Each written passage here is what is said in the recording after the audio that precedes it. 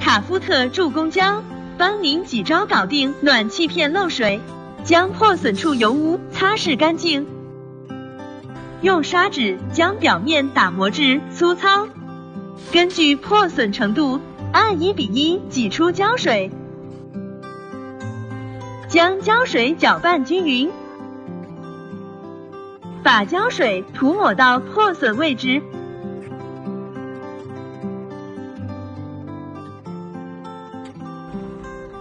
等待24小时，胶水完全固化后，坚硬程度接近金属，可以用器具打磨平整。